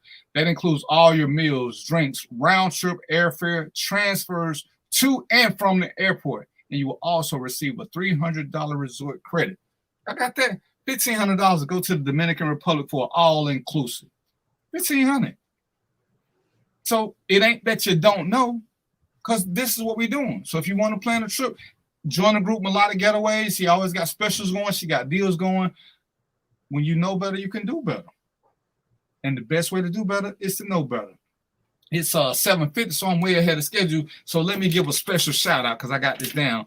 See, my team got me on point because I've been slacking. First of all, I want to thank my beautiful wife. And I want to thank her for several reasons. See, public admin, we can do things wrong and correct each other. She did something I told her I get her credit for. We thought something initially and changed our mind. She came back and self-corrected. I've come back and self-corrected. This is what grown people do. She is a truly behind-the-scenes kind of woman because she gives me ideas. And this helps promote me. She is okay with being my fan, my cheerleader, my support system when I need to. And conversely, when she needs me to be her support system, I have no problem with that because she is good to me. This is something that as men, as partners, we have to learn. There are times when your partner may need the lead. It's okay to fall back and let them get some shine. It's okay. It's okay for them to do the same thing with you. All right. I want to thank my partner, Mo. I'm gonna be petty this whole show, y'all. He of the unsigned books that he sent to me. But again, he is somebody who helps me with ideas for the show and we promote this. Having a team is a great thing. Even though it's called Random Thoughts with DVP, this does not get done without my management team who helps me manage the page. This does not get done without my show team who helps me come up with topics and helps me with knowing when I'm talking too much, knowing when I need a commercial break, whatever it is I need. This is a team concept. And I'm never too proud to shout out my team. They may not be here every day visually or every show, but please believe somewhere along the way, they've had something to do with a show or 20 with what's going on. Melody, who's normally in the background, but she will type. My producer always got heat. She'll type a lot. She won't show her face, but she always checking me and Mo behind the scenes. I got to appreciate how they make this come together. And if you notice, that means I have 2 women on my show team. On my page team, there's another 2. We work well together. I have no problem with that. I also have a Random Thoughts with YouTube page that you guys can check. We got an After Dark group. These things you can apply to. Mel, my producer, also does Melodic Getaway. She has a couple other things, but this is how we can promote each other. It doesn't take money all the time to share things word of mouth. And this is what we got to do. We got to get better about promoting each other and saying positive things. My graphics are done by Mesh Pro Media. All the little Random Thought with DVP things. The commercials come from advertisers, but the things you see that are specific to Random Thoughts with DVP, the pictures, anything that moves or has sounds, that's Mesh Pro Media. Again, I have to thank my wife for introducing me to them. The show is produced by my JBN. We're unapologetically Black. We like having uncomfortable conversations, and as Mo normally says, we want to have conversations that need to be had to our younger people. There's no need to keep talking to us about things. We're at an age now where a lot of these things don't really affect our lives, but we can affect the lives of others by having these conversations with them early. And on that note, I want to double right back again to my wife, Trina. And she didn't come in for this, so she didn't even know this. We have a daughter. I want to say 3, 4, maybe 5 years ago, they had a thing in Douglas County about child trafficking. They went. They had conversations because I could have took her because I'm a cop and I understand more, but it was something they need to do. Trina has exceeded my expectations when it comes to having uncomfortable conversations with her daughter. It seems as if more women don't want to have the conversations that men will have with their boys for whatever reason. Trina has had these conversations, and it's great to see where our daughter is and how much she understands how life will be so she don't get caught up in the game. She gonna make mistakes, that's what they do. But it's great that she don't have to make dumbass mistakes because her mother doesn't want to say certain things to her because, she'll just find out on her own. She got to make her own mistakes. They're going to do that. Ladies and gentlemen, this is where we have to make good decisions. We got to raise each other up so we can be better. We got to raise each other up. You know, I told y'all, me and Mo met from disagreeing. A lot of people I've met from disagreeing, but there's a respectful way to do it. And if you can see where y'all can make each other better, do that. Hell, Mel be fussing at me and Mo after the show, but we take the information in and we don't take it as being critical. We take it as making us better. Trina fuss at me for running on. She'll send me little things, and that's cool because I want to be better. when I ask you guys how to make the show better, I truly want you to tell me how I can make the show better. Don't just say great show. Tell me how I can be better. This is how we improve upon what we're doing, not by just giving a pat on the back, but we can say, hey, you should think about this. It's all about having tools on the tool belt. And like I say, if you're thinking about, you want to do a show, check out my JBN, inbox me, inbox Roy, inbox Mel. If you want to do a show, but you're kind of uncomfortable, I will agree to come and help you start off with your show. But this is what we want to do. We're trying to promote us doing positive things. So this is what you can do. Okay, Mel said don't inbox her. Inbox me or inbox at my JBN or inbox Roy Evans. Inbox me and I'll get the process started. I want to thank you guys because, hey, y'all had a lot of shit y'all could have been doing today. Y'all should have been at Bible study because some of y'all heathens, but y'all chose to be here with me and my lovely crew. So I want to thank y'all again. If y'all got any questions, comments, concerns, you want me to talk about something, you want to get more information, inbox me and I will get some guests, some experts who know more than me, and that's what we'll do. So until then, y'all know what it is. I've been drugged. I've been dranked it by, I ain't gonna call her name because she right there looking at me. So if y'all don't hear from me in a couple of days, just realize I've been taken advantage of. So until next week. Like it. Okay, that's not the point. The point is I've been taken advantage of. See what I got to go through, Mo? Thank you. All right, so until next week, y'all know what it is, right? Peace, popcorn, and chicken grease, and we out.